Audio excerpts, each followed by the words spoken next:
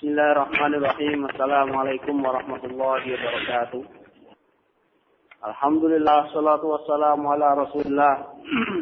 Asyhadu an la ilaha illallah, asyhadu anna Muhammadan abduhu wa rasuluh.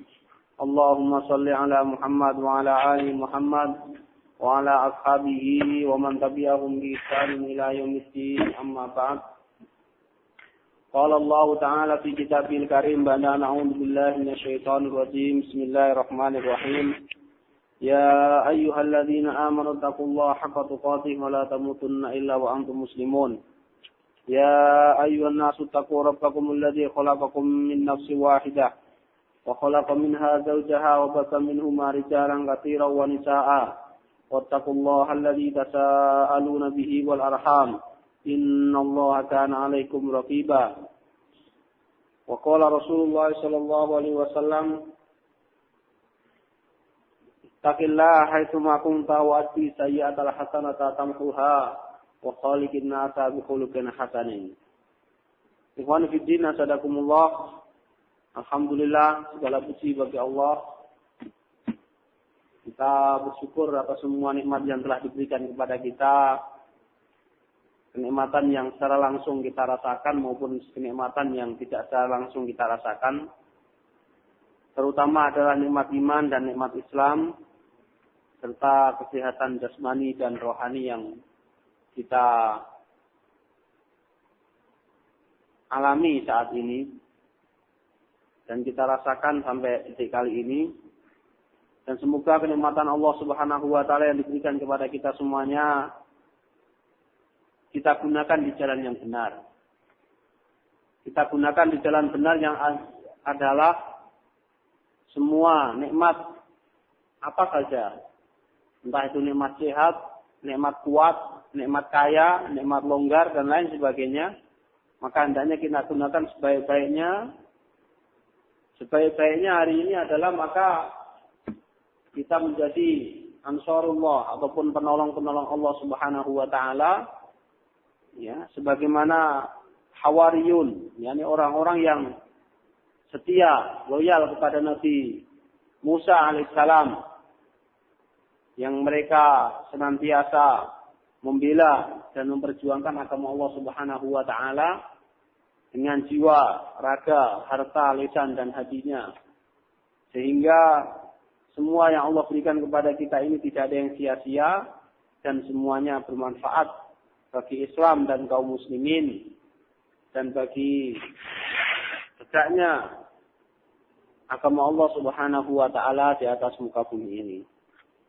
Salawat dan salam kita aturkan kepada Nabi kita Muhammad sallallahu alaihi wasallam, keluarganya, sahabatnya dan orang-orang yang senantiasa mengikuti sunnahnya. Dan kita selalu berdoa kepada Allah ketika kita dikumpulkan dalam kelompok umatnya yang mencintai dan mengikuti sunnah Rasulullah sallallahu alaihi wasallam. Ikhwan fillah asadakumullah, saya berwasiat kepada diri saya dan ikhwan semuanya untuk senantiasa meningkatkan amal ibadah kita di hadapan Allah Subhanahu wa Ta'ala, meningkatkan ketakwaan kita kepada Allah Subhanahu wa Ta'ala dengan menjalankan perintah dan meninggalkan larangannya. Apalagi bagi seorang mukmin penegak din, terkhusus adalah bagi mereka para mujahidin yang mereka berjihad menegakkan agama Allah Subhanahu wa Ta'ala, membela kehormatan Islam dan kaum muslimin, maka satu hal yang wajib bagi mereka adalah ubudiyah. Maka mereka harus tekun dan rajin di dalam beribadah, dikarenakan mereka mengalami satu kehidupan yang berbeda dengan kebanyakan manusia. Mereka memikul satu beban yang tidak dipikul oleh kebanyakan manusia. Mereka mendapatkan ujian yang ujian itu tidak dialami oleh semua manusia. Begitu juga dia pun mendapatkan nikmat dan pahala dari Allah Subhanahu wa Ta'ala yang tidak didapatkan oleh semua manusia. Ketika lemah amal kita, maka akan lemah pula azam dan keyakinan kita. Manakala amal kita lemah, iman kita lemah, maka akan menjadikan lemahlah seluruh organ tubuh kita. Maka di dalam perjalanan seorang yang mau menegakkan agama Allah Subhanahu wa taala, apalagi dalam rangka masih dalam tahap-tahap merintis, ya, sebagaimana kondisi kita sekarang ini, maka kekuatan roh adalah lebih utama atau kita utamakan daripada kekuatan fisik. Bukan berarti kita terus fisik gak mau, enggak. Adalah maksudnya kuatul iman, kuatul amal. Di dalam beribadah kepada Allah Subhanahu wa taala harus ada pada diri kita. Karena lemahnya para aktivis ataupun para mujahidin ketika mereka mendapatkan ujian adalah yang akhirnya mereka ini melemah baik secara mental hatta kepada fisik adalah karena fungsi karena faktor daripada amal mereka masing-masing. Maka sahabat Abu Darda mengatakan, innama tujahiduna fi amalikum. Hanya saja kalian ini akan berjihad itu dengan amalan kalian. Walaupun dia ini badannya besar, ya, badannya kuat, ototnya kuat, akan tapi kalau imannya ini enggak kuat, menjadikan dia lemah. Pertama lemah mental, orang itu kalau udah lemah mental, akhirnya fisiknya juga jadi lemah. Aduh, saya udah nggak berani sama dia. Akhirnya sebetulnya saya mukul sekali, musuhnya bisa jatuh, tapi kan udah takut, akhirnya lemah.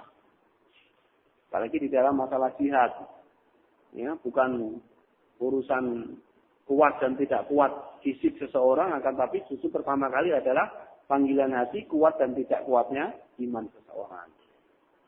Ilmu tidak menjadikan seseorang ini kuat. Bahkan terkadang dengan banyaknya ilmu yang dimiliki oleh seseorang menjadikan dia lemah, tidak mau, ya, membela agama Allah dan dia di jalan Allah Subhanahu wa taala. Itu dikarenakan karena lemahnya iman itu. Ikhwan fillah azzakumullah, untuk menyingkat waktu pada kesempatan kali ini ya, untuk materi yang pembahasan fikih jihad itu ya pending dulu karena ustaznya lagi sakit.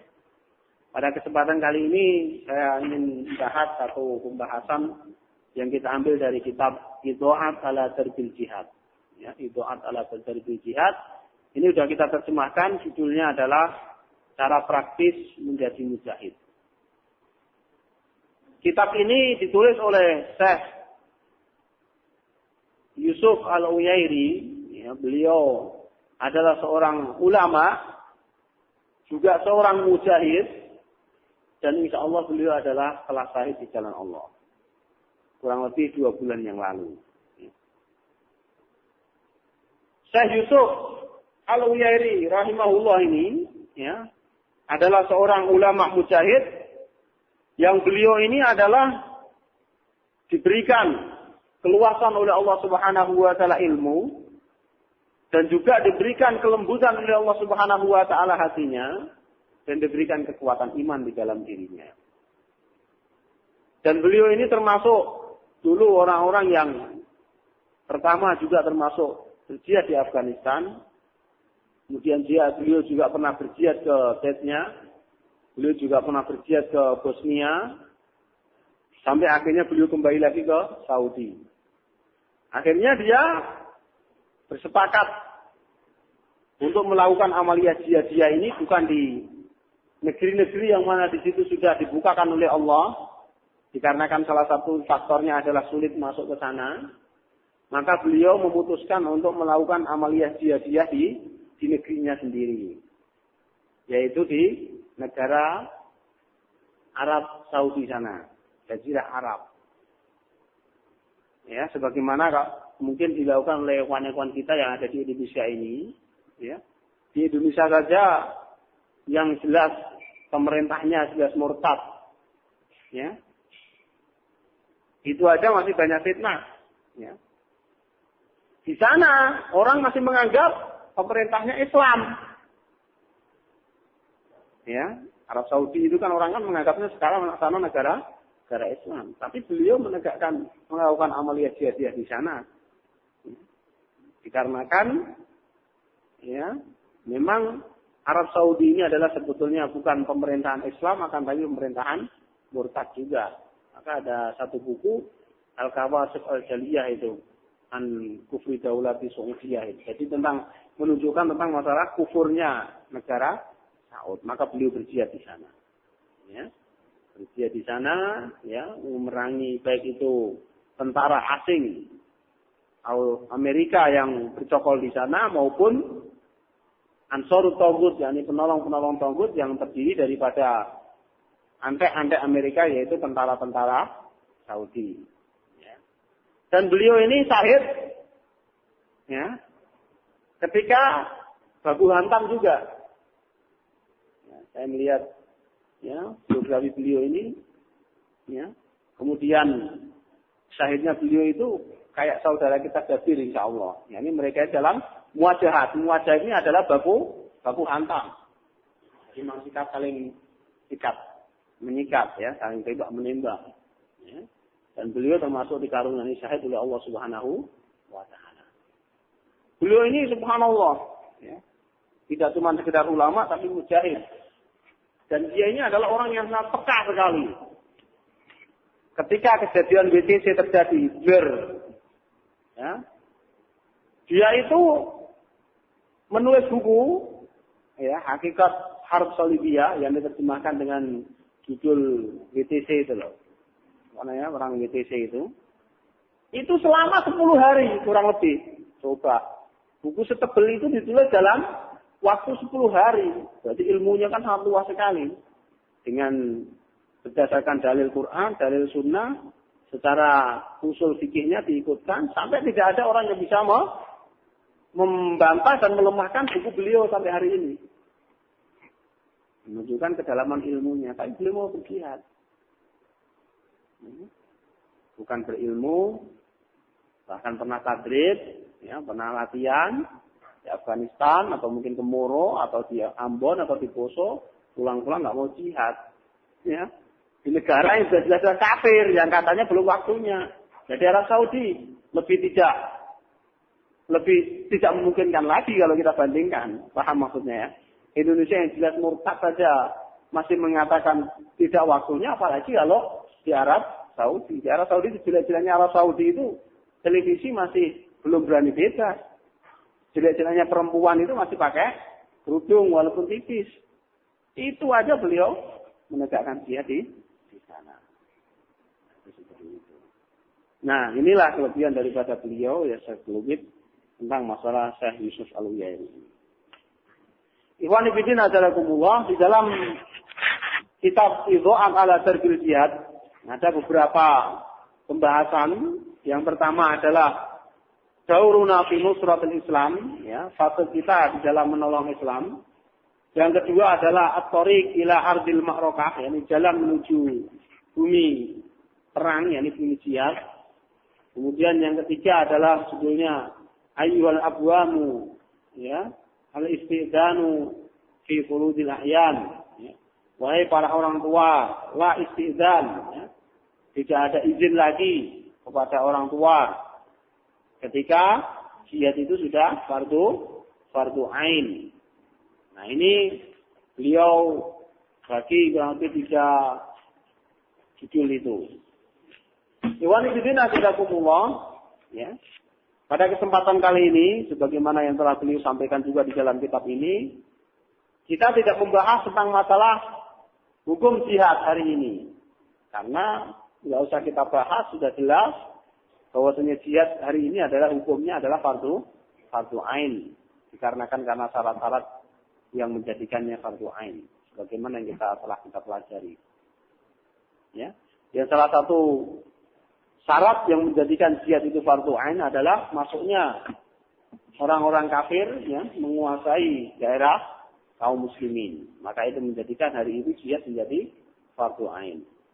Nah, pada kesempatan kali ini kita tidak membicarakan tentang hukum jihad, ya. Kapan fardu ain dan kapan fardu kifayah, karena kita sudah belajar dan sepakat bahwasanya hari ini jihad itu adalah fardu ain. Kalau ada seorang yang mengatakan hari ini jihad bukan fardu ain, atau ustadz atau ulama, berarti pemahamannya adalah sesat, ya, dan keblinger. Nah, dari situ ikhwan fillah azzakumullah, pada kesempatan kali ini kita membicarakan setelah kita mendengar ya, pernyataan daripada bosnya orang kafir dan murtad hari ini, yakni Gus Bush, ya, Amerika, yang menyatakan perang salib. Ya. Maka kesempatan kali ini kita merespon daripada pernyataan ataupun ucapan dan tadi pernyataan yang telah disampaikan oleh kafir ini. Ya, kira-kira apa yang kita pikirkan? Udahlah kita bangun pondok pesantren atau kita membangun ya, balai-balai pendidikan dan lain sebagainya atau yang lain. Yang jelas musuh itu hari ini telah menantang kita. Kira-kira nih, saya nantang orang Brengosan. Orang Brengosan, wani padu orang. Kira-kira sikap yang diambil orang Brengosan yang terbaik itu apa katanya? Pak Eko, apa? Saya udah nantang nih, saya akan sikap daerahmu. Kira-kira Pak Eko secara pribadi lah, jangan jawab secara ilmu dulu. Nah, saya pedang masih banyak anak kecil-kecil nggak ada pedang, padahal masih bodoh-bodoh perlu diajari ikrar dulu kan, perlu diajarin suruh sekolah dulu mungkin begitu kan. Jawaban yang pas dan real ya begitu, ngasah pedang udah jelas nyata kok. Saya sudah menenteng pedang dengan anggota dan pasukan saya. Dan sudah menyatakan saya akan menyerang orang Purwosari. Ya. Orang Purwosari pasti akan merespon kan? Apa nih jawaban kita? Yang satu mungkin, wah udahlah kita masih lemah. Kalau kita nanti ngasah pedang malah kita jadi, waduh parah, biarlah kita ngalah saja. Misalnya, ngapain kita lawan? Udahlah kita ngalah saja. Kalau kita ngalah, korbannya tidak banyak. Biar aja mereka menguasai kita. Gitu ya Pak Eko ya. Atau anak-anak kita masih banyak yang bodoh. Udah disekolahkan dulu aja. Begitu. Nah di dalam buku ini subhanallah ya. Beliau ini memang peka saya katakan. Sangat-sangat sekali peka di dalam merespon. Jadi bedanya kita dengan beliau melihat adalah di dalam mensikapi tantangan orang kafir ini, di antara kita subhat yang masih ada di dalam diri kita, masyarakat kita, hatta ustaz-ustaz kita adalah, kita di sini itu tidak diperangi secara fisik. Kita di sini mereka itu memperlakukan kita itu tidak sebagaimana mereka memperlakukan saudara-saudara kita di Irak. Jadi nggak mungkin dong kalau kita melakukan sesuatu sebagaimana yang dilakukan oleh saudara-saudara kita yang ada di Irak atau di Afghanistan dan lain sebagainya. Padahal sudah jelas mereka ini nantang sama kita. Dan mereka bahkan sudah melakukan aksi-aksinya di dalam mewujudkan atau mengaplikasikan tantangannya itu, ya kan? Maka beliau di sini mengatakan walastu bisudati tafsili hukmil jihad wa mata yata'ayyanu wa mata la yata'ayyan. Di dalam buku ini saya tidak memerinci pembahasan tentang masalah hukum jihad kapan fardu ain dan kapan tidak fardu ain. Walakinnani uridu an ubayyina huna muhimmata kulli muslimin wa wadifatahu fi mujahadatil a'da. Akan tetapi di sini aku ingin ya, memusatkan perhatian ya, yang hendaknya setiap muslim itu mengerti tugas-tugas dia di dalam mujahadatil a'da, di dalam memerangi musuh. Nah, ini yang kita pikirkan. Gimana nih kita mensiasati? Ya, sambil kerja bisa, kalau bilang hari ini kita terus mikir jihad nggak bisa kerja, saya bilang kita bisa kerja di rumah kita masih bisa kumpul sama anak istri kita. Ya. Karena apa? Karena Rasulullah SAW di dalam salah satu hadisnya beliau bersabda, "Jahidul musyrikin bi amwalikum wa anfusikum wa alsinatikum." Artinya adalah perangilah orang-orang musyrik dengan harta kalian dan dengan jiwa kalian dan dengan lisan kalian. Ya. Ini Rasulullah SAW sabda. Jadi sebenarnya Rasulullah ini mengajak berpikir kepada kita semuanya untuk itu. Jadi hari ini adalah kita kaum muslimin, khususnya orang Indonesia ini harus berpikir nih bagaimana cara menghadapi orang-orang kafir. Sudah sekarang kita yang penting kita perkuat pembinaan dakwah. Nggak usah kita provokasi orang untuk berjihad. Karena nanti kalau kita provokasi berjihad, tonggo dengar malah kita nanti ditangkepin. Nah, mungkin begitu alasannya. Jangan nggak usah. Atau sekarang kita tiarap dulu. Nah, kalau kemarin latihannya berdiri, sekarang tiarap. Ya, kan? Udah, yang biasanya latihan gini gitu udah nggak ada. Gitu. Nah, kita tidak seperti itu. Ya, kan tapi bagaimana nih? Apa tugas yang hari ini kita lakukan ya, dalam rangka kita telah ada ini dalam memerangi ya musuh-musuh kita orang-orang kafir yang hari ini sudah jelas-jelas mereka memusuhi kita. Usulu subulil jihad diddul aduil kafir, adapun dasar jalan jihad di dalam menentang atau menolak atau melawan musuh kita yang kafir, ya, fadzikra salah satu usulin min arba, maka disebutkan ada 3 usul, 3 dasar jalan jihad di dalam memerangi orang-orang kafir, ya, di antara 4 usul. Ini harus kita pikirkan. Ya, apa yang bisa kita lakukan hari ini? Al-aslul awal, adapun dasar yang pertama yang hendaknya kita lakukan dalam rangka mujahadatul a'da, memerangi musuh kita, orang kafir, adalah al-jihadu bin nafsi awil yadi. yakni berjihad dengan jiwa atau dengan tangan kita. Dengan jiwa kita. Karena wahada a'la maratibul jihadi wa akmaluha. Dikarenakan jihad dengan nafsu ini adalah paling tingginya tingkatan jihad dan paling sempurna. Ya ini.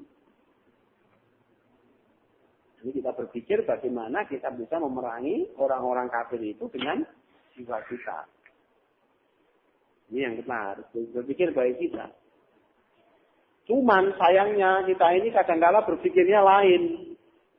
Karena kita itu justru merasa lemah, akhirnya kita nggak saatnya sekarang. Bukan kita berpikir bagaimana metode perangnya orang lemah. Seperti kemarin yang saya sampaikan kan. Kalau kita kuat, musuh itu kita ajak fight di atas ring satu-satu ya kan. Nah ini kalau kita kuat. Seperti lawan Nick Tyson. Kalau saya merasa kuat, saya lawan di atas ring. Tapi karena saya nggak kuat, sudah memprediksikan saya ini nggak kuat melawan Nick Tyson ini. Tapi bukan berarti saya harus berhenti untuk melawan Nick Tyson dengan jiwa saya. Ya, maka nanti salah satu pembahasannya insya Allah kalau Allah menakdirkan kita ya pada pertemuan-pertemuan yang selanjutnya kita akan membahas tentang masalah harbul isobat, perang gerilya ataupun harbul mudun, perang kota. Nah ini harbul isobat inilah perangnya orang yang lemah melawan orang yang kuat. Bisa dipahami maksudnya. Nah, jangan kita pukul dari depan. Kalau kita pukul dari depan dia sakit, kita dibalas lagi, mati kita. Dari belakang dia lagi jalan, kita ambil ketepel, kita ketepel kepalanya, ya kan? Minjol-minjol, tengok belakang kanan kiri nggak kelihatan. Nah, namanya kita lemah, ya kan? Baru mau lewat samping rumah kita atau rumah orang gimana kita pasangi jarum sehingga kakinya tertusuk, atau ada racunnya sehingga dia kena racun mati. Kalah kan dia kan? Kita menang nggak? Menang, walaupun cara yang kita lakukan adalah tidak seks secara langsung dengan dia. Tapi kita selalu berpikir bagaimana kita melawan dia dengan jiwa kita. Jangan kita berpikir yang balik. Kenyataannya seperti itu, kita berpikirnya lain. Wah, janganlah yang penting sekarang kita generasi kita jangan dibentuk langsung seperti itu. Jangan kita justru melakukan dengan jiwa, dengan fisik kita pasti akan kalah. Nah, pikirnya sudah seperti itu. Ya udah, mesti ketika berpikir seperti itu tindakannya juga akan lain. Ini usul yang pertama. Ya. Di mana kita bisa memerangi orang kafir ini adalah dengan jiwa kita dan dengan tangan kita. Maka Ibnu Hajar rahimahullah beliau berkata, sesungguhnya nas-nas yang ada di dalam Alkitab dan As-Sunnah apabila menyebut kata jihad itu secara mutlak dan tidak ada kaitannya ataupun sambungannya seperti sambungan jihad dengan harta atau jihad dengan lisan, maka menunjukkan kata-kata jihad itu adalah menunjukkan jihad bisayf, yakni jihad dengan pedang. Ini adalah ittifaq salaf. Ini adalah kesepakatan para salaf. Ya. Seperti itu. Wa jihadu bin nafsi huwa a'la maratibul jihad. Sementara jihad dengan jiwa itu adalah paling tingginya urutan jihad. Ya. Oleh begitu juga Faqatallahu alaihi akmalul ajr. Begitu juga Allah Subhanahu wa taala juga menjadikan jihad dengan nafsu ini adalah paling sempurnanya pahala. Karena Allah Subhanahu wa taala berfirman di dalam surah Taubah, A'udzu billahi minasyaitonir rajim, innallaha ashtara minal mu'minina anfusahum wa amwalahum bi anna lahumul jannah. Sesungguhnya Allah itu membeli ya, daripada orang-orang mukmin itu jiwa-jiwa mereka dan harta-harta mereka, bahwasanya bagi mereka ini adalah jannah. Ini. Maka di dalam ayat ini, ya ini adalah ayat satunya yang membicarakan tentang ayat jihad yang mendahulukan jiwa daripada harta. Karena seringnya disebutkan jihad dengan harta, kemudian dengan jiwa. Dalam ayat ini adalah mendahulukan jihad dengan jiwa dan baru harta. Dikarenakan apa? Dikarenakan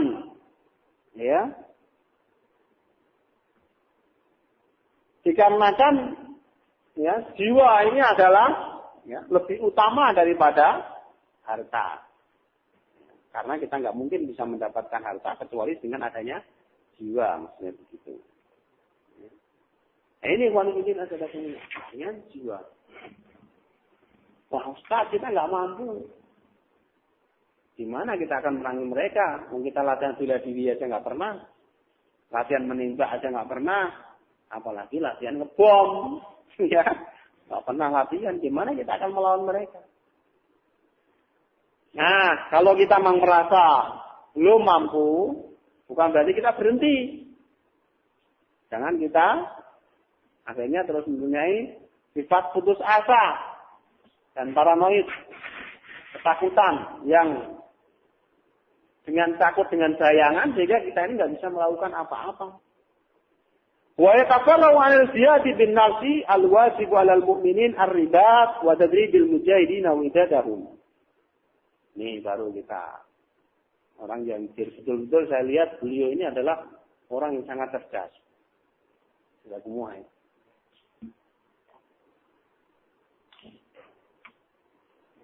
Termasuk cabang daripada jihadun nafs, jihad dengan jiwa kita adalah yang wajib dilakukan oleh orang-orang mukmin adalah hari ini ar-ribat wa tadribul mujahidin wa idadahum.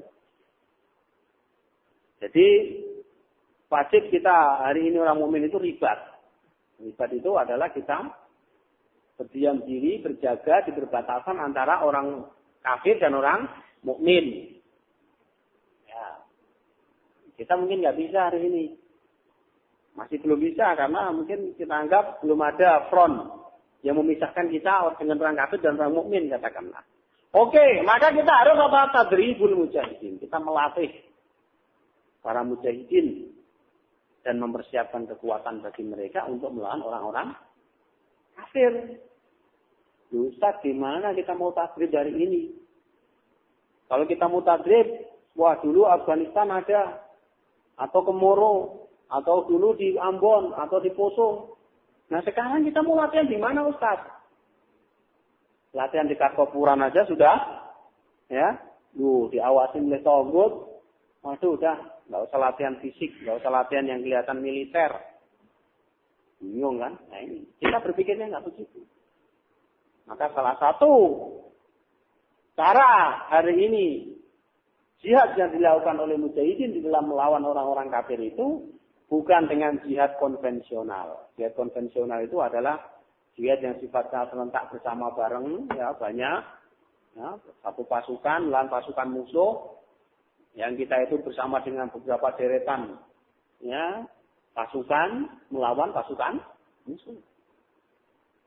Sehingga mungkin di dalam latihannya harus outdoor, ya kan? Bagaimana latihan formasinya, ya kan? Formasi perangnya. Yang mana formasi perang itu kan banyak. Gimana untuk nanti gini persenjataannya untuk kalau musuh itu ada di sana.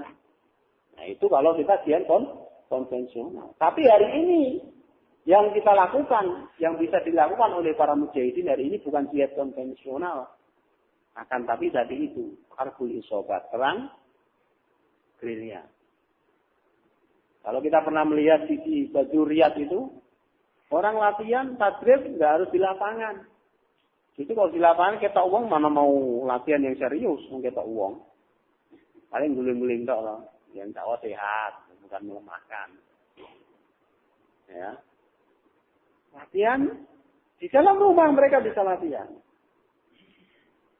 Maka ada satu buku yang berjudul Kholaya Tauhid, Sel Tauhid. Ya, buku ini ketika penggerbekan saudara Jabir ya di Wonosobo, Tonggut mendapatkan. Sehingga mereka mengomentari di majalah Tempo di Gatra ini bahwasanya kelompok teroris ini telah mempunyai sistem lain katanya. Ini mereka membuat kelompok-kelompok kecil. Yang kelompok kecil itu tidak ada koordinasi dengan yang lain, tapi mereka melakukan pekerjaan sendiri, amaliyat ataupun operasi sendiri. Nah, tambah bingung. Nah itu yang bisa dilakukan. Anda bisa berlatih bagaimana latihan ikhtialat, latihan menculik. Nggak usah jauh-jauh keluar di lapangan. Yatim atau di lapangan mana, nggak perlu di dalam rumah. Ya, bagaimana? Ya, begitu. Ya, jadi tetap tadrib, ihsab itu harus dilakukan dalam rangka melakukan amaliyah jihad bin nafas. Jadi nggak ada hari ini itu dia berhenti itu sebenarnya nggak ada, itu karena kita yang lemah terus terang aja, karena diri kita yang pengecut. Allah itu sebenarnya maha adil. Kalau dikatakan hari ini kita itu belum bisa dan belum mampu melakukan amaliyah jihad dengan jiwa, itu adalah orang yang salah. Karena apa loh? Kamu belum praktek ngomong seperti itu, ya kan? Kalau saya lebih jujur mengatakan aku durung wani, ngono wae. Jelas toh? Aku durung wani nah kayak kue. Aku belum berani kalau seperti kamu. Saya merasa belum mampu. Ya iya. Pikiran kamu perang nanti harus begini pasukan. Begini ribu orang baru perang, ya perang-perang. Sampai jambule putih harap bakal perang-perang di Indonesia ya kan. Ambon Poso yang udah terkondisikan aja bisa bungkam dan mati seperti itu. Apalagi secara skop besar Indonesia. Ya nggak bisa. Nah, terus bagaimana kita mau melawan musuh kalau begitu? Cara berpikirnya begitu. Kira-kira bisa nggak? Sampai kiamat saya katakan 99,9% kalau kita cara berpikir yang seperti itu nggak akan bisa. Hatta kita di Irak sendiri kalau berpikirnya kita seperti itu nggak jadi mas. Pemikiran kita di Indonesia ini kita bawa sampai tidak. Memang di Irak itu ada pasukan ribuan pasukan sehingga berani melawan Amerika enggak. Kalau antum tahu Irak itu hanya dimulai daripada kurang lebih 25 biji orang. Saya katakan biji aja lah. Ya, karena kalau sedikitnya maksudnya. Usama itu mengirimkan satu pasukan dari Afgan. Ya. Kalau antum membaca sejarah perjalanan Az-Zarqawi dari Afghanistan masuk ke Irak itu. Irak itu hanya berapa? 25 orang. Iya, kalau 25 orang dipimpin oleh Az-Zarqawi, di belakangnya 24 orang memasang formasi perang, ya enggak benar, ya pasti kalah. Iya kan? Orang Amerika ribuan dan ratusan ribu pasukan dibantu oleh pasukan Irak. 100%, bahkan 99,9% pasti Zarqawi kalah. Kenapa Zarqawi dan Mujahidin yang lain menang? Karena mereka melakukan perangnya dengan jiwanya ini bukan melakukan dengan konvensional, tapi dengan tadi. Ya, dengan harbul isobat tadi. Begitu juga kita di Indonesia. Ya, kalau kita berpikir sampai nanti kita kuat, kita punya berapa orang, setiap orang kita kasih ansitin satu-satu, ya kan? Kira perang-perang. Arep ngumpulke duit tekon ndi, Mas? Kon ngerampok wae rawani. Iya kan? Ora kerja, usahasi gajimu piro? Tuku ansitin 15 juta. Saya kemput ra iso tuku. Kamu mau perang? Nah, berpikirnya akhirnya seperti itu. Nah, ini yang salah. Pemikiran yang sangat salah sekali. Nah ini, yang pertama, usul jalan jihad yang pertama itu adalah, jihad dengan jiwa. Nah nanti secara spesifik kita kaji. Sekarang saya kalau kaji lebih all out saya sekarang. Mau apa lagi tonggut? Bukunya udah jelas kok. Wah ini enggak amniya gimana? Buku udah disebar di internet di mana-mana. Cara membuat bom ya ada, ya kan? Cara membuat tembak. Apa kalau kita sembunyikan justru malah kita bodohin umat. Wah ini belum waktunya kita sampaikan kepada umat. Lah goblok. Lah mau nggak kita sampaikan orang lain udah nyampaikan. Wah ini ikhwan belum saatnya latihan. Yo kita ngomong begitu orang lain udah keluarkan di internet. Nih cara nulis seperti ini, cara buat bom seperti ini udah lengkap. Mau apa? Hari ini justru kalau ikhwan digitukan namanya kita bodohin ikhwan. Memang kita anggap orang yang menurut kita itu siap berperang dan siap dilatih itu lebih baik daripada orang yang menurut kita itu enggak siap. Tentu kan. Secara ilmu kita sampaikan. Apa yang hari ini kita tutupin? Ya, orang ngajari uang, nutup-nutup, ikon perang ragil, gitu. Senengane ngudo-ngudo, senengane maju uang. Nah ini. Ya ini nggak perang-perang, ya kan? Nah gimana? Secara ilmu harus kita sampaikan. Nah ini kondisi nasional. Ini sawar lebih detailnya ya kita kasih. Al-aslu tsani. Nah ini dasar yang kedua, usul yang kedua daripada jalan untuk memerangi orang-orang kafir adalah min usulis subulil lati dzakara Rasul sallallahu alaihi wasallam fil hadisil mutaqaddim aidan qauluhu wa amwalakum. Ya, ini dengan jiwa, dengan harta kalian. Termasuk usul ataupun dasar daripada jalan-jalan dalam memerangi orang kafir sebagaimana yang telah Rasulullah sallallahu alaihi wasallam sebutkan di dalam sabdanya adalah memerangi mereka orang kafir ini dengan harta. Fa ziyadu bil mali katsiran ma yuqarrinu fi ayatil jihad fil Quran. Memang ayat-ayat jihad yang menunjukkan jihad dengan harta ini di dalam ayat Al-Quran ini sangat banyak sekali. Ya. Wa ya'ti muqaddiman ala nafsi lakinnahu laysa ala martibatan min al-jihad bin nafsi. Kalla. Memang di dalam ayat-ayat ini selalu didahulukan harta baru jiwa. Perangilah dengan harta kalian dan jiwa kalian. Selalunya begitu di dalam surat At-Taubah tadi itu. Ayat berapa itu? Saya lupa. Ya. Tapi itu bukan berarti menunjukkan jihad dengan harta itu lebih utama daripada jihad dengan jiwa. Ya wes aku bosok, wes wae sing mangkat aku ora usah. Enggak boleh begitu. Ya. Akan tetapi walakin li'anna al-jihad bil mali huwa an-naw'u alladhi tuqatibu biha al-ummah ajma. Ya, maksudnya ini adalah karena apa? Karena dia dengan harta itu, ini adalah salah satu macam atau bentuk yang mana ini adalah pembicaraan umum untuk bagi umat, bagi kaum muslimin secara umum. Nih, saya punya harta, saya infakkan, gitu maksudnya. Ya. Wah, dia bukan kelompok saya, ngapain dikasih bantuan harta? Waduh, itulah pemimpin ini kalau begitu. Ya kan?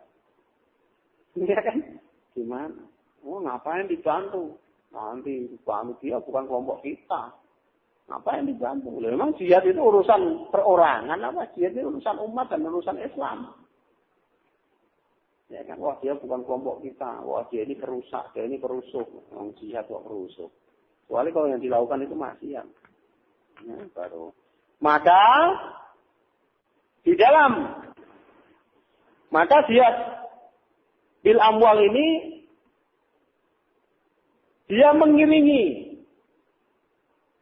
dari perjalanan jihad bil anfus. Jangan dipisah-pisahkan atau jangan dilebihkan. Ya kan, lebih utama jihad harta enggak. Atau udah deh ini harta nih, gua enggak usah ikut. Aku enggak usah sama elu iki, duit gue sing elu. Seperti itu. Karena wa ziyadu bil mali laisa bi darurati ayyakuna qadran kabiran minal mali yadfa'ul mu'min. Bal yadfa'u ma yadra'u bihi dhimmatuhu amama Allah Ta'ala.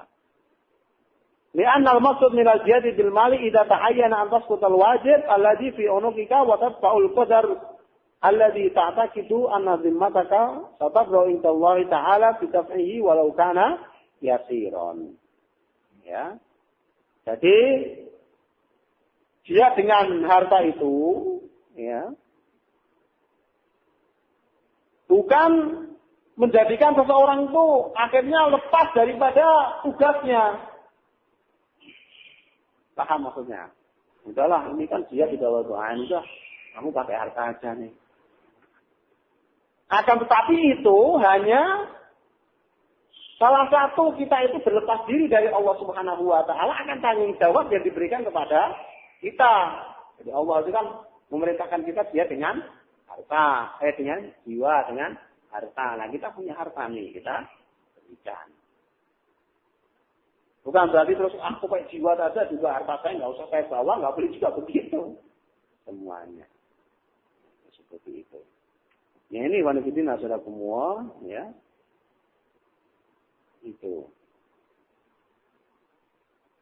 Salah satu jihad dengan harta di sini adalah bagaimana kita mengumpulkan orang-orang untuk kita tarik hartanya dalam rangka untuk membantu jihad dan mujahidin. Mungkin kita boro-boro kita bisa nyumbang satu bulan 800.000 atau berapa juta. Kemampuan kita adalah gimana nih kita kumpulkan nih orang-orang. Nah ini hartanya kemudian kita ajak mereka untuk berinfak fisabilillah. Ini konfidin kepada semua. Kemudian termasuk jihad dengan harta itu adalah kita berusaha dengan semaksimal mungkin ya untuk mengumpulkan harta semampu kita ya, dari harta yang kita miliki. Contoh, 1 bulan kita dapat gaji, katakanlah 1 juta. Maka daripada bagian gaji kita yang 1 juta itu kita sisihkan untuk infak fisabilillah. Nah, ini berarti bentuk kepedulian kita dia dengan harta. Paham ya maksudnya ya?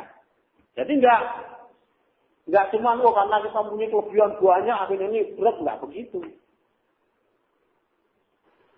Ada perhatian khusus kita dengan harta kita dalam rangka untuk berjihad fisabilillah.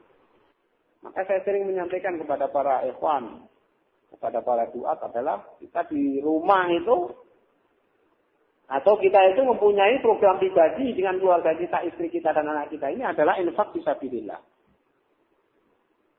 Ya caranya tadi itu. Ada sebagian harta yang kita sisihkan nih. Ini khusus untuk jihad. Khusus, ini saya infakkan nanti kepada orang-orang yang hari ini sedang berjalan berjihad. Ya kepada ikhwan-ikhwan yang hari ini berjihad. Bukan untuk pondok, bukan untuk masjid, bukan untuk balai pendidikan, tapi untuk jihad. Katakanlah kita jujur 1 orang 10.000 1 bulan. Saya pikirnya nggak berat kan 10.000 kan. Tapi kita kontinu dan kompak. Ada berapa orang? 1, 2, 3, 4, 5, 6, 7, 8, 9, 10, 11, 12, 13, 14, 15, 16, 17. 1 orang 10.000. Berarti 1 bulan kita sudah mengumpulkan 170.000. Kalau kita mau serius. Kita kumpulkan, kita tasarufkan. Bulan kalau kita ketemu sama ikhwan kita belum mampu, ini dalam artian tadi dengan jiwa kita, maka usul yang kedua, dasar yang kedua adalah dengan harta kita. Bulan ada yang mampir ke rumah kita, ya ini yahi, silakan antum bawa. Ada Jabir lewat, kebetulan Jabir sudah sampai surga, jadi nggak lewat lagi. Ya, ini mas sudah bawa aja mas. Atau teman-temannya. Sekarang saya sebut caranya apa saja lah. Daripada nutupin apa lagi kan. Jadi ikhwan-ikhwan hari ini berjihad. Itu kita harus berjihad yang khusus. Jangan kita mengedepankan yang karena kepengejutan kita. Sebetulnya saya katakan sekali lagi karena kepengejutan kita adalah kita mengatakan wah mereka ini apa yang kita bantu mereka. Mereka akan bikin rusak dan bikin rusuh kita itu. Apa yang rusak pada diri Anda dengan yang dilakukan oleh ikhwan-ikhwan? Tidak ada. Apa dengan dia itu ma'atali juga? Enggak. Apa ada dia itu kemudian pondok-pondok dari usaha ada, mutakin mana ini bubar? Enggak. Apa polisi terus nangkepin itu? Enggak.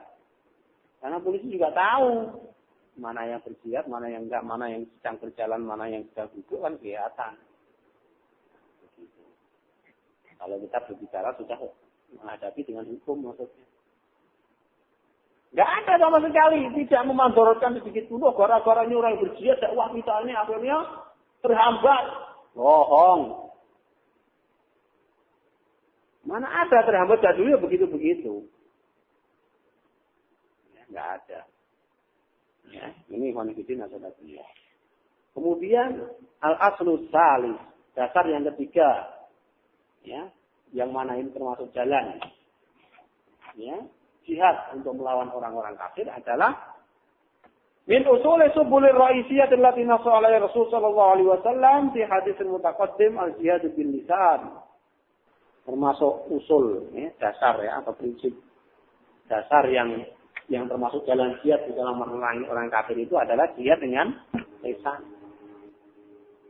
Nih, kalau kita mau sekarang ini mungkin kita ini cocoknya bagi kita ini yang enggak berjihad. Termasuk saya ini yang sekarang tidak berjihad. Katakanlah begitu aja lah, maksud saya mengatakan saya berjihad. Enggak benar. Maka tadi kita sampaikan harta. Yang ketiga ini dengan lesan. Gimana mau kita mau jihad dengan lesan? Setiap hari ngomongnya ngembosin orang. Walaupun dengan tanpa kita sadari mereka bukan kelompok kita. Sengaja ini saya ulang-ulang biar antum ini paham betul bahwasanya perkataan ini adalah bisa menjadikan kita fasik. Ya. Buat apa kita bantu? Apa untungnya kita mengeluarkan kata-kata seperti itu? Senang orang kafir kita ngomong begitu kan? Wah Ustaz itu, wah ngomongnya seperti itu. Ternyata dia nggak suka dengan teman-temannya sendiri. Nah kan begitu akhirnya orang kafir ya kan? Kemudian bagi orang yang diomongnya akhirnya gugu mesti ngomong Ustaz. Dia beneran gugu. Ustaz guru kan digugulan ditiru hasil ngomong Ustaz. Akhirnya minimal satu kelompok dia akan mengikuti dia untuk tidak membantu dan membela mujahidin. Ini sama dalam kelompok yang kemarin beberapa, kelompok yang ketiga dan keempat, ini mukhadil dan murjif. Orang-orang yang suka ngembosin dan membuka aib para mujahidin. Na'udzubillah, ini bisa menjadikan seorang itu kafir. Hati-hati ya, hanya gara-gara ngomong, walah, kafir itu bandel. Nah, hati-hati, hanya ngomong sepucap gitu. Ngapain? Jangan deket-deket sama dia. Waduh, saya berani ya diajak debat dan hatamu pahala ya, sumpah potong kalau orang Jawa mengatakan kita berani. Ya, karena secara hujah sampai detik hari ini belum ada yang melemahkan. Nah, kewajiban kita bil lisan adalah kita menyampaikan kepada umat dan pembelaan kita terhadap jihad dan mujahidin kepada Islam. Termasuk di dalam jihad bil lisan itu adalah ya taqarrawan jihad bil lisan tasbihatu haqiqat hadil harb as-salafiyah. Nih, kalau kita mau nih.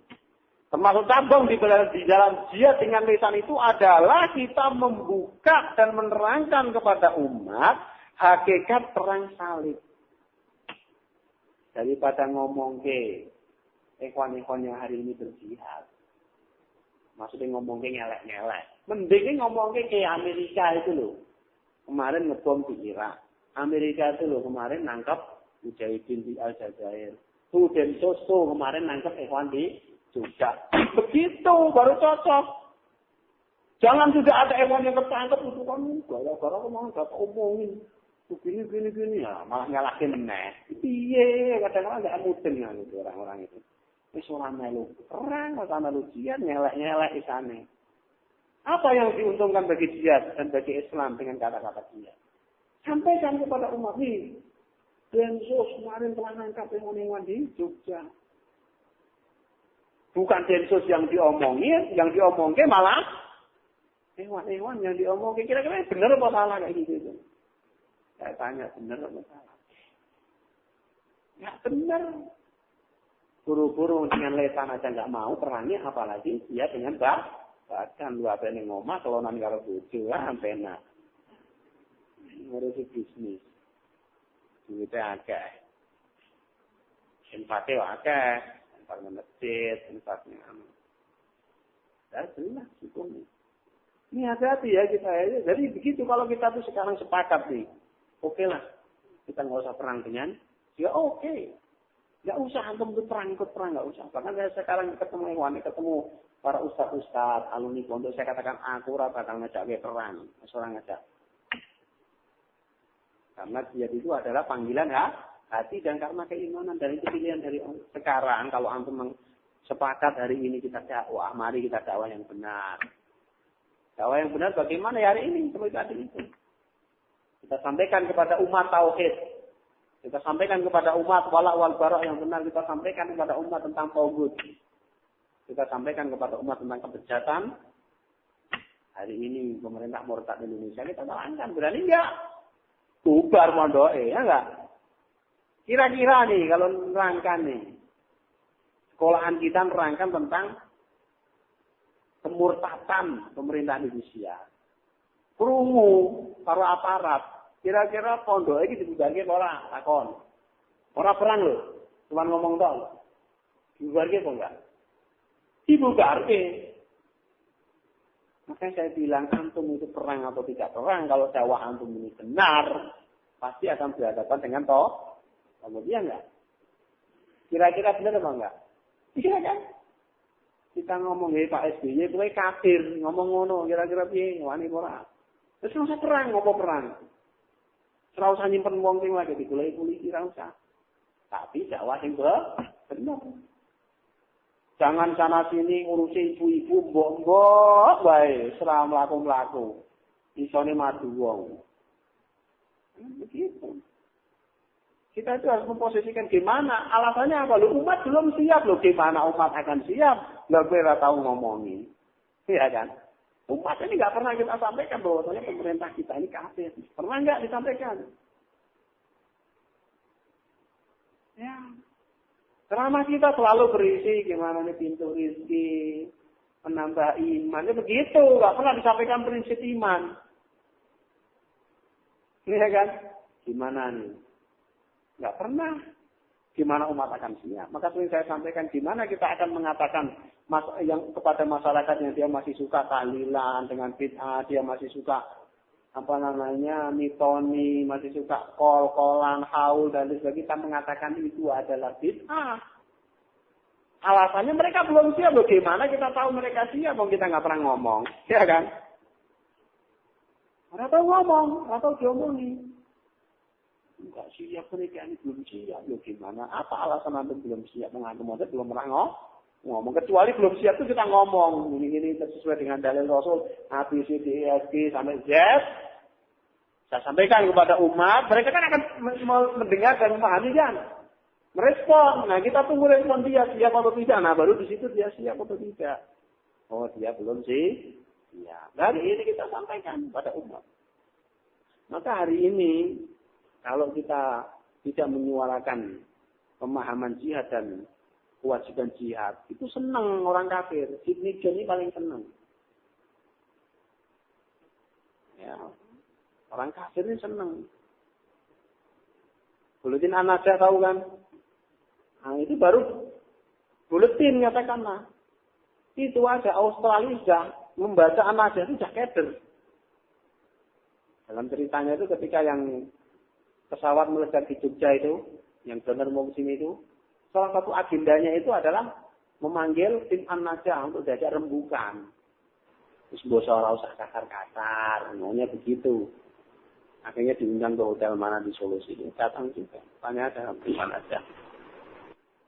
Baru masalahnya, ya kan? Oh, itu udah takut. Ya kalau mau mari kita serukan semuanya, serukan. Jangan cuma hanya satu saja. Kita buat yang lebih seru lagi. Kita sampaikan kepada umat di mimbar-mimbar dakwah kita. Nah itu baru siap bilang oh jangan gembosin. Seorang belo malah ngelek-ngelek. Serap benar. Hari ini sejelek-jeleknya mujahidin itu adalah paling baiknya manusia di atas muka bumi ini. Saya berani bersumpah dan kita berani beradu hujah. Apa jalannya Jabir kemarin itu lebih mulia daripada ustadznya yang membina 1.000 orang. Amalnya lebih berat mana kira-kira kalau ditimbang? Saya duduk di sini bina antum 1.000 orang.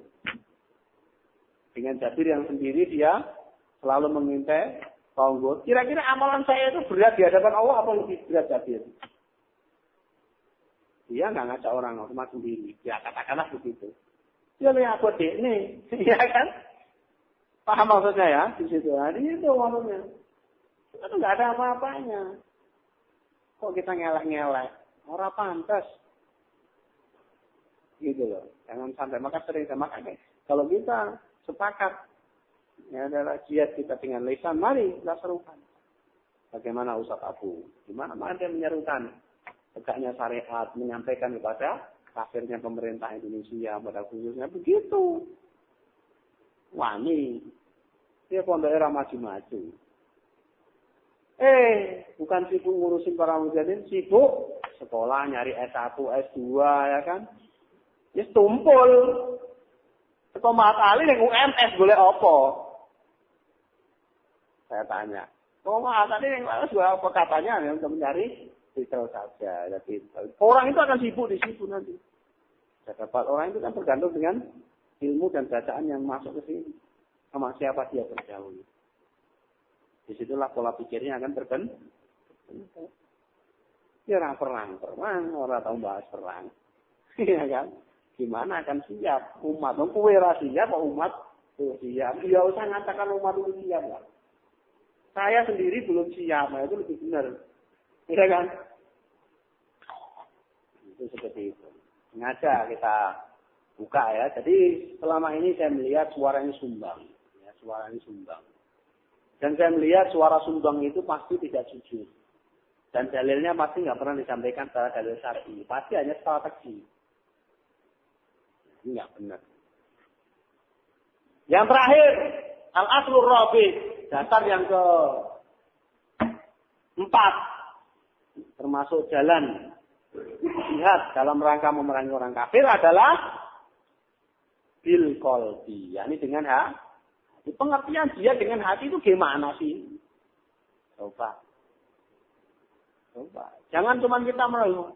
Yang penting hatinya kita itu ya jihad dengan hati. Apa maksudnya? Ya. Adalah ya diterangkan dalam nas-nas syar'i bahwasanya jihad bil qalbi itu adalah ya tudi'u makna jihad al qalbi lil a'da. Yani kita itu betul-betul di dalam hati kita ini adalah menampakkan kebencian dan permusuhan kita kepada musuh, itu baru jihadil qalbi. Namanya orang nggak suka, contoh lah, saya nggak suka sama si A. Kira-kira kalau saya ketemu sama si A itu mesem atau merengut? Saya tanya. Merengut kan? Merengut. Serah mungkin ora seneng kok. Ora seneng kok ora merengut. Minimal ora merengut tapi nengos. Mesti itu. Nah, hari ini gimana? Ya kan? Penggut itu jangan ngecak-ngecak kita, jangan nginjak-nginjak kita. Ya kan? Kita tuh gimana? Fa'awwalu ma'ani jihadil qalbi, nih, maka yang paling utama pengertian daripada makna jihad dengan hati adalah bughdul kufar wa ma hum alaihi, yakni membenci orang-orang kafir dan apa-apa yang ada pada mereka. Seperti itu. Wal ahammu wa adamu mahabbatihim wal kufru bihim, tidak ada kasih sayang kepada mereka. Wal kufru bihim, dan senantiasa mengkufuri mereka. Wal kufru bima'budatihim, dan mengkufuri akan peribadatan-peribadatan mereka. Itu baru siap bila sekarang maaf nih kita nih. Fitnah demokrasi, contoh katakanlah seperti kemarin pemilu. Ya. Gimana kita tuh di mana-mana udah nggak pernah menyerukan masa ke demokrasi ini kafir, musyrik dan lain sebagainya. Malah semakin penggut berani menekan kita dan kita semakin ketakutan. Pondok-pondok pengen ini suruh nyoblos. Ya kan? Jadi cerita di Jombang itu pondok santrinya akhirnya suruh nyoblos, tapi alhamdulillah bagus-bagus. Bahkan ada yang ditulis di kertas itunya pemilu kafir. Itu begitu santri itu. Sampai diberikan. Nah, itu baru kita ngomong. Nah, sekarang akhirnya malah ustadznya jadi panitia DPR. Lho piye? Samudeng. Namanya kita itu namanya berserikat. Oh, ini bukan berserikat, ini hanya strategi saya bersama dengan mereka. Ya wis, lebih PKS wae daripada begitu. Nanggung. Ya. Saya bilang daripada kamu masuk PKS, mending kamu masuk PDI sekalian. Benar kok, kalau saya itu jadi jurkam, mending jadi jurkamnya PDI daripada jurkamnya PKS. Maaf. Lu nanggung yang PDI jelas kok, gaulannya jelas. Ya kan? Kalau diangkat jelas. Ya, wongnya gelem padu. Enak. Yang PKS wis dosa, yang mlebu partai. Arep perjuangan ki apa? Padha-padha dosa sisan wae. Gitu maksud saya. Nah, begitulah ana bedane, cuman ini enggak melegalkan partai, yang satu melegalkan partai ya padha wae. Ya, kalau enggak begitu. Moh kalau ora gelem, nah, begitu. Sebagaimana sabda firman Allah Subhanahu wa taala yang menggambarkan Nabi Ibrahim alaihi salam, yaitu firman-Nya, "Qad kanat lakum uswatun hasanatun fi Ibrahim wal ladzina ma'ahu id qalu liqaumihim inna bura'u minkum wa mimma ta'buduna min dunillah kafarna bikum wa bada bainana wa bainakumul adawatu wal baghdha abadan hatta tu'minu billahi wahdahu." Ini kalau mau jihad dengan hati. Enggak usah perang, apa perang usah penak. Iki wae. Nglakoni iki wae. Nek wani. Wis abot. Yaitu qad kanat lakum, sungguh telah ada pada kalian itu uswatun hasanah Ibrahim, suri tauladan pada diri Ibrahim dan orang-orang yang bersamanya. Apa sih suri tauladannya? Iz qalu liqaumihim, Ibrahim dan orang-orang yang ikut dengan dia mengatakan kepada kaumnya, inna bura'u minkum, sesungguhnya kami ini berlepas diri daripada kalian. Wa mimma ta'buduna min dunillah, dan berlepas diri daripada segala sesuatu yang kalian ibadahi selain Allah. Kafarna bikum. Tidak cuma gitu saja, dilanjutkan lagi perkataannya. Kafarna bikum, kami telah kufur kepada kalian. Kami telah menentang kalian. Wa bada bainana wa bainakumul adawah, ya. Dan telah nampak sekarang antara kamu dan saya, antara saya dan kamu al-adawah, permusuhan. Wal baghdha, ya, dan kebencian abadan selama-lama, namanya hatta tu'minu billahi wahda. Sampai kamu itu beriman kepada Allah satu-satunya. Nih baru. Nggak usah nyekel bedil. Nggak usah. Iki wae diamal ke. Wani ora. Kira-kira berhadapan dengan Bangkut? Ya. Kalau kita jujur, sehingga kita sekarang itu akan berhadapan dengan Densus. Walaupun bahasa gamelannya gitu aja lah. Saya sekarang kadang-kadang orang itu kalau ditutup-tutupi ramudeng. Jindel teke. Saya aku keras-kerasan kayak ngomong. Ya, orang mudeng-mudeng juga kadang-kadang diomongin. Kita itu nggak usah megang bedil hari ini. Akan berhadapan dengan Densus. Ngerti orang? Pondokmu itu nak tenanan. Mesti dibubarkan Densus. Tapi nak tenanan musuh tanggut. Ya mesti ya tidak akan dibubarkan. Semua wae paling penake. Kita hanya tanya, Pak, demokrasi kufur. Pondokku orang nerima demokrasi, orang nerima pemilu. Wani ora? Wah, jangan nanti kalau kita ngomong begitu nanti kita akan diketahui, dicurigai loh piye jadi orang mendakwakan tauhid. Rasul dulu itu semua orang kafir, itu Rasul menyampaikan begitulah. Sekarang kita semua ini orang Islam kan? Dalam artian secara KTP loh. Semua ini orang Islam secara hukum. Ini kan kok masih gak berani menyampaikan. Kata orang yang datang kepada kita dari pemerintah itu ya seolah ada Islam gitu maksudnya. Nah kok dia rame ngomong. Padahal pada orang Islami. Biar Rasul itu nyata-nyata yang didakwai itu orang kafir. Rasulullah Ibrahim itu jelas. Oh. Saya lihat sekarang itu pertimbangan orang-orang itu kan karena takut ditangkap polisi, ya kan? Karena takut dipenjara, karena takut untuk bubar. Kalau dia jihad kan begitu. Oke, saya katakan saja di dalam penjara itu saya merenung lama itu saya itu. Apa sih yang menjadikan mereka ini ketakutan? Ternyata itu begitu. Bukan karena strategi sekarang belum waktunya untuk berjihad, tapi karena hati masing-masing yang menjadikan mereka nggak siap. Makanya saya bilang nggak usah perang, nggak usah perang kira kepenak. Sekolah polisi dileboknya penjara dakwah baik. Katanya kan sekarang katanya dakwah kan, tapi dakwah yang benar, atau dakwah yang orang ngajarnya Fatifah, ya sampai mati orang bakal dimusuhi togut. Tak keting-ketingnya ngajar ngaji ya, orang tahu dengan pilih ya enggak. Bukan berarti itu nggak bernilai, ya tetap bernilai. Maksudnya adalah ya bagaimana umat ini akan sama dengan Islam. Kalau selama ini umat yang kita sampaikan itu begitu. Mungkin saya dulu sering bilang sama teman-teman saya ketika kita masih di SPM. Studi pembinaan masyarakat itu kan, di Matal itu. Saya sering bilang. Memang yang kita sampaikan kepada umat ini adalah Fatifah, ngajari ngaji ya kan. Tapi kita mempunyai inti daripada itu semuanya umat harus paham tentang kita, bahwasanya kewajiban kita berjihad. Dan di mana saya di situ ngajar, mesti saya sampaikan misi-misi jihad itu. Ternyata benar, saya masuk penjara yang banyak bantu itu masyarakat dulu yang kita dakwain. Bukan hewan-hewan. Maaf. Terus terang loh. Masuk Cipinang dulu pertama kali masuk kamar itu kita bayar duluan mau makan. Dari mana? Dari hewan, diyo-yo. Biyen ngajak perang, ini harus ngerti resiko ini sejaluk-jaluk ya kan izin, ya kan? Masyarakat yang bantu. Iuran bulanan mereka yang ngasih. Benar.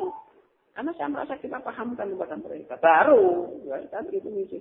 Masyarakat belum siap gimana. Pekerjaan saya dan Jabir dulu.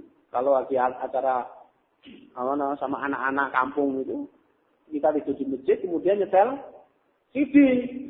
CD Ambon. CD Poso. Itu. Jadi anak-anak itu tahu. Jadi kalau Jabir seperti itu. Anak-anak gading di sekitar situ sudah tahu pantas gitu loh. Dan mereka juga akhirnya paham. Karena sering diajak dialog dan diskusi. Bagaimana akan paham? Kalau dia nggak pernah diajak ngomong dan nggak pernah melihat sikap kita. Ya kan? Amninya, security amninya itu kalau lagi bekerja. Amalia itu baru amninya. Tapi secara ilmu harus kita sampaikan. Amninya itu, security itu kalau gini. Saya mau bunuh si A. Ojo dia ngomong ke uang. Nah, aku harus mata ini si A. Tapi permasalahan kita nyampaikan kepada umat bahwasanya hukum membunuh orang kafir itu seperti ini boleh, itu harus kita sampaikan kan? Secara hukum juga nggak akan dilarang oleh pemerintah. Karena itu jelas kok dalilnya. Nah itu baru sekarang itu kebalik-balik. Dakwah alasannya security, lagi mana? Nyampaikan security itu di dalam strategi untuk melakukan aksi itu baru. Jangan besok ke penjara, nanti kamu ditulis, dicatat. Alah lele, ini kamu besok yang penjara wirawani, apa meneh kon perang. Iya kan? Alasan saya ini sama termasuk yang pentolan waktu.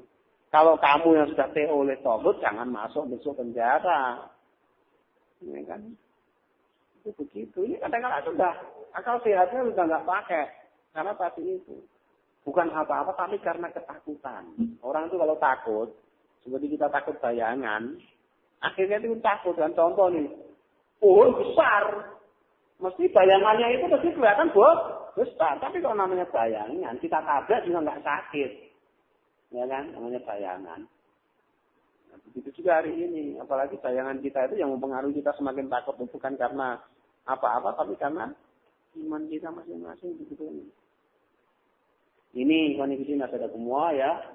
Yang bab pertama ini jawuruna fi nusratil Islam. Jadi fase kita di dalam menolong Islam. Insyaallah selanjutnya besok kita kasih tentang at-thariq ila ardil ma'rokah. Jalan menuju bumi perang. Nah, ini kita bahas nanti di sini. Wah, kalau gitu kita selalu ke Irak, kemana? Menentukan medan perang itu gimana? Nah, ini saya terangkan. Nanti kalau kita bahas. Ya.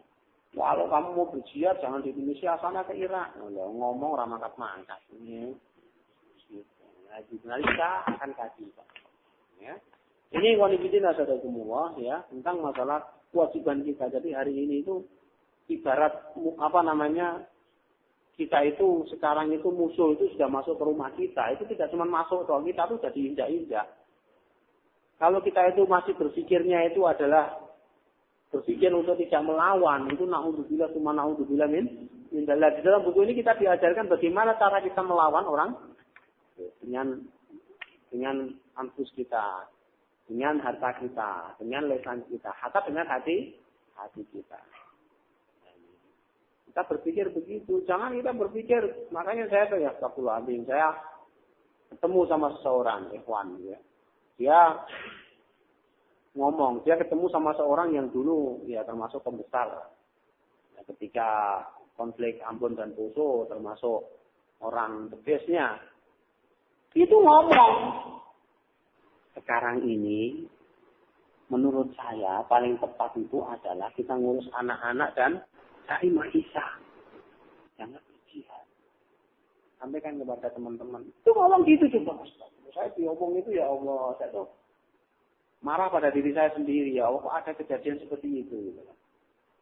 Sekarang itu yang paling utama kita itu adalah membina anak-anak kita dan mencari maisha katanya. Gak usah berperang, gak usah berjihad, astagfirullahaladzim. Gitu. Ini ketemu bilang perkara, kalau sampai dia itu mempunyai kesimpulan seperti itu. Biasanya saya melihat karena ketakutan. Makanya ada orang yang karena ketakutan kan akhirnya fatwatan, udah nggak usah lihat, kan begitu kan? Karena ketakutan. Nah, itu seperti itu. Nah, sebetulnya hari ini, kalau kita itu selaku ustadz, selaku kiai hari ini, saya mengumpamakan kondisi kita sekarang ini musuh masuk ke dalam rumah. Karena saya tanya, kira-kira psikologi anak kita itu bagaimana? Ada maling masuk ke rumahnya Pak Eko. Pak Eko bilang sama anaknya, le, kayak ono pedang cekelen, bu, ono kayu cekelen. Ayo dilawan. Kira-kira anaknya ini semakin semangat atau malah begitu atau semakin turun? Mesti akan, ya nih, Pak Eko udah ngasih contoh. Tapi kalau Pak Eko mengatakan, terus jadi wae, terus lain jadi wae ben mlebu wae, terus bagi cukup wae TV-ne. Kira-kira anak kita semakin takut atau semakin berani dengan omongan kita? Makin takut, ayo dia jauh, kenapa kok mati-matian wis jupuk nih pedangnya nih, kalau aja jupuk mesti akan timbul semangat. Nah sekarang kamu jadi tak seperti itu, jangan ditakut-takutin. Nanti kalau kamu ketemu Jabir jangan jangan mau diambilin. Wah dia itu gini-gini, wah nanti begini takut, ya kan? Iya kalau dia anak kecil seumuran namanya Pak Eko ya wajar, wis gede. Umuran 100 tahun, diomongi kayak ngono, ya saya wedi meneh ya nemen. Iya kan? Paham maksud saya. Jadi sekarang kewajiban kita begitu para ustaz. Justru sekarang itu dengan kondisi Amerika semakin menekan kita, pemerintah semakin menekan kita, itu jangan kita selaku orang tua itu nakut-nakutin anak-anak kita. Tapi bagaimana kita tumbuhkan semangat. Jadilah seperti saya Usama. Beliau mengatakan lantah lama Amerika, kata beliau. Amerika ini tidak akan pernah tidur nyenyak. Laqad darabnahum wallahi mirara, kata beliau. Sungguh kami telah pukul Amerika itu berkali-kali. Wahuzimu tikrara, dan mereka kita serang berkali-kali. Wahum asbanu qaumin inda liqa, dan mereka Amerika ini orang yang paling takut ketika di medan perang. Saya Usama takut. Tahu bahwa dia ini kan kecil dan lemah. Saya berani ngomong seperti itu. Ngomong kepada anggotanya dan jalan ceramah. Itu kan menimbulkan semangat kan? Seperti itu. Dia mengatakan seperti itu. Langkah lama Amerika. Amerika tidak akan pernah tidurnya. Ya. Wajah isu dan para tentaranya. Waman ya isu dia dan orang-orang yang hidup di Amerika. Hatta an-nasi Aisyah wasian di Palestina, kata beliau. Sampai kami itu bisa hidup tentram di Palestina. Wa yakhruja min ardi Muhammadin sallallahu alaihi wasallam, sampai mereka orang-orang kafir, orang-orang Amerika ini keluar daripada bumi Haramain. Begitu, jadi berani. Anak buahnya juga berani kan. Beliau ngomong seperti itu. Ini adalah sebagaimana perkataan Umar ibnul Khattab. Jadi Umar ibnul Khattab itu ketika perang yang terdesak itu perang apa itu lupa saya. Itu kan laporan itu Amr bin As itu, laporan itu kondisi kita seperti itu. Maka Umar mengatakan, sebutlah kemenangan-kemenangan yang pernah kita raih. Sebutlah sesuatu yang bisa membagikan semangat mereka. Allah kecil, dia ini tahu tak kebuki ya. Nah, kita ngomong mesti anak buah kita semakin yang tenang aja, mereka dulu pernah kita pukul di sini. Oh, dia dulu pernah saya ranting. Nah, akhirnya semangat. Sekarang harus begitu. Kalau enggak, semakin takut. Nah, benar-benar pemerintah sekarang ini sangat gencar-gencar sekali membalikkan fakta ya. Mempropagandakan. Nah, kalau kita itu kalah propaganda, ya semakin kalah gitu ya. Kita jangan. Jadi manifestin ada semua ya. Jadi bagaimana ya. Kita sekarang ini berpikir bagaimana melawan musuh. Jangan kita berpikir kenapa teman saya malah melakukan perlawanan kepada musuh. Itu kita tuh sibuk mikir musuh, jangan mikir teman sendiri. Nah, kalau kita mikir teman kita sendiri nggak barbar. Makanya manusia itu pasti banyak kelemahannya. Kalau kita mikir kelemahan kita, semua nggak ada yang sempurna. Pak Eko mesti mempunyai kelebihan dan kekurangan di antara yang lain. Yang lain juga begitu, mempunyai kelebihan dan kelemahan dan kalau kita ngomongin kelemahan, janganlah gitu begitu tak punya. Kenapa aku melaku? Ngomong gimana nih orang kafir depan itu? Gini. Orangnya gini. Gimana? Apa yang bisa kita lakukan? Nah, begitu, ya kan? Kebetulan dia memang lemah, tapi dia mempunyai kelebihan. Badannya kecil, kurus. Kalau nyelemput rumahnya, pena. Loh, aku lemah, gendut, dia rasa lebu. Nah, kita ambil keutamaan bagi dia kelebihannya apa dia, jangan kita lemahkan. Sudah tahu kurus, masih nekat lagi. Ya wedi tambah begitu kan. Jangan. Ini urusan kita ini sudah besar. Menghadapi musuh ini kita itu sudah membutuhkan energi yang besar. Jangan sampai kita malah buang energi kita untuk memusuhi teman-teman kita sendiri. Nah, ini manifestin saudara semua, semoga bermanfaat khususnya bagi diri saya dan ikhwan-ikhwan semuanya. Dan insya Allah kita akan lanjutkan pada pertemuan-pertemuan yang akan datang. Yang paling terakhir, ini sampai saya sampaikan hadis Rasulullah SAW tentang sifat Taifah Surah. Bahwasanya Rasulullah SAW bersabda, bahwasanya akan ada pada umatku ini adalah satu kelompok yang mereka ini adalah senantiasa berjihad. La yadurruhum man khalafahum. Mereka ini akan tidak memadaratkan, tidak menimbulkan bahaya bagi mereka orang-orang yang melemahkan mereka, orang-orang yang mencercam mereka, orang-orang yang memusuhi mereka. Nah, ini pasti akan ada. Tapi kita semuanya ikhwan fillah sadaqah, kalau hari ini kita memusuhi jihad itu nggak akan mati. Tidak akan Kalau kita hari ini nggak mau berjihad, orang lain akan berjihad. Kita itu nggak dibutuhkan oleh Islam, tapi kita yang membutuhkan Kita tuh nggak dibutuhkan oleh jihad, tapi jihad itu yang kita butuhkan.